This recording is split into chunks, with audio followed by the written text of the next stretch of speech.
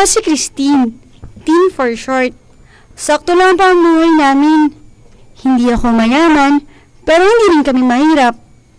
Ang nanay ko hindi nagtatrabaho para maasikaso ang mga gawaing bahay at syempre pati ako.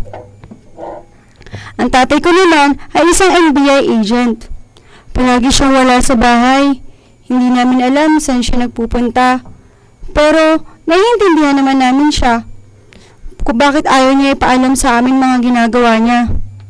Masyado kasing delikado ang trabaho niya kaya hindi kami pwedeng makialam sa kanya. Halos isang beses sa isang araw lang siyang kung umuwi. Minsan pa nga uuwi lang siya sa bahay kung susunduin kami. Hindi ko alam bakit palipat-lipat kami ng bahay. Hay. Ses, dalian nyo na. Magligpit na kayo ng gamit nyo. Ha? Bakit? Ano na naman nangyari?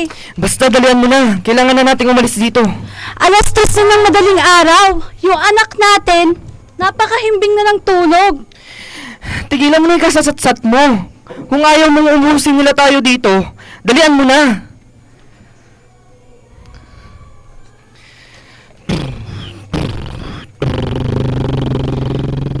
Erwin, sino bang kaaway mo? Pag ilang lipat na natin to Ses, iba to. May mga nakagabangga kaming malaking grupo ng sindikato. Sila ang nagbabagsak ng 80% ng droga sa buong Luzon. Napatay namin yung pinuno nila, si Paulo. Pero yung asawa niya, nagbantang uubusin kami. Pati na rin ang buong pamilya namin. Anong sabi ng boss mo? Bakit niya kayo pinapabayaan? Nagbigay na siya ng pera upang makapagtago kami. Mas mabuti na raw yung magpahinga muna kami para na rin sa ikabubuti ng buhay namin at ng pamilya namin. Ganun ba? Paano? Saan na ngayon ang punta natin, Erwin? Doon muna tayo sa bahay ng ate ko. Walang nakatira doon dahil sa ibang bansa na sila. At isa pa, liblib na lugar yun. Walang makakaalam na nandun tayo. Madam, may natanggap akong balita. Pinatigil na raw ang operasyon ng grupo nila Erwin. Mukhang mahihirapan tayong mahanap sila. Siguradong magtatago na ang mga yun. Wala akong pakialam sa mga kasama niya. Ang gusto kong paslangin niyo ay ang leader ng grupo nila, na si Erwin. Tawagan niya lahat ng koneksyon ng asawa ko. Sabihin mong magbibigay ako ng malaking pabuya sa taong makakapagbigay sa akin ng walang yung asawa na yan, ni Erwin. Masusunod, madam.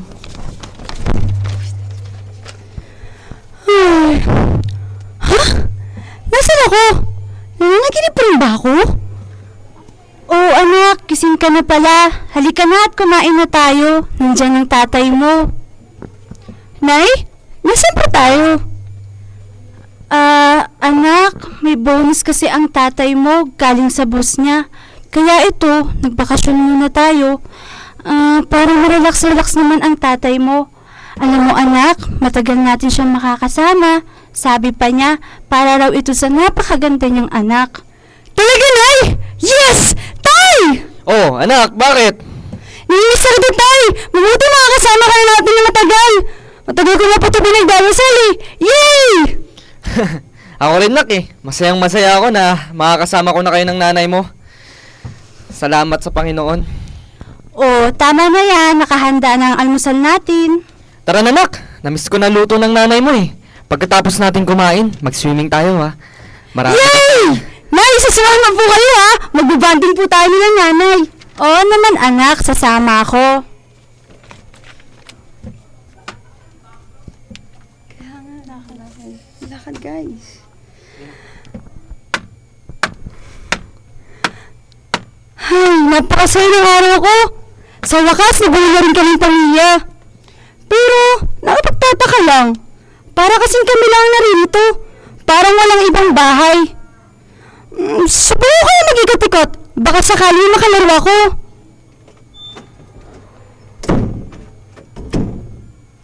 Grabe naman dito sa libatan namin. Walang katao-tao. Maganda nga, pero wala namang bahay. Hay, ano ba ito? Puro puno at kalsada lang nakikita ko. Ano ba yan? Teka lang, mukhang napapalangon na yata ako ah. Balik na nga ako sa amin.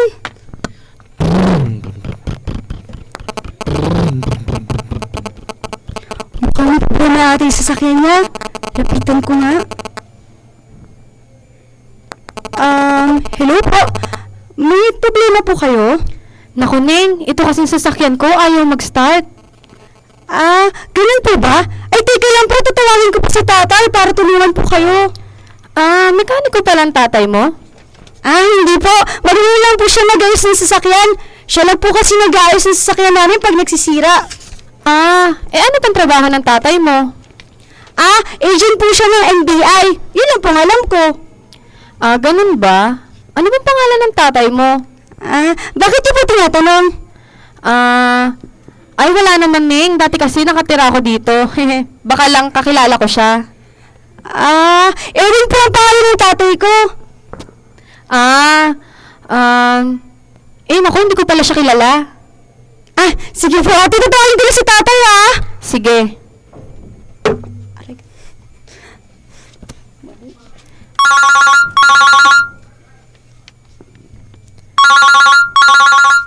Madam Positive, tama ang impormante natin. Dito nga nagtatago ang pamilya ni Captain Erwin. Hawak ko ngayon ang anak niya. Good. Dalhin mo na yan dito. Siguradong lalabas ka rin sa lungga mo. Pagbabayaran mo ang pagpatay mo sa asawa ko.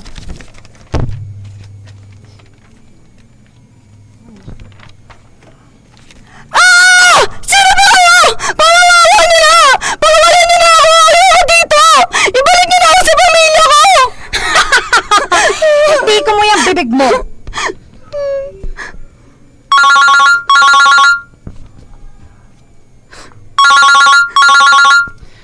Hello, sino to? Kamusta? Alam kong kilala mo ko, Captain Erwin. May gustong kumausap sa'yo. Tulong! Tulungan niyo ako! Ayoko dito! Anak! Tay! Tay! Tulungan Ano ba ang asawa ko? Siguro naman, alam mo kung ano ang ibig kong sabihin. Walang iya ka! Napakasama mo talaga! Ako na lang ang gandahan mo! Huwag mo nang itamay ang pamilya ko! Ako ang may atraso sa inyo! Mararanasan mo rin ang naranasan ko.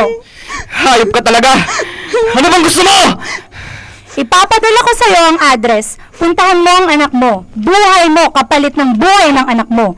Huwag na huwag kang magsasama ng mga kasamahan mo kung ayaw mong patayin ko ang anak mo. Tay! Nay! Anak! Tay! Umalis ka na!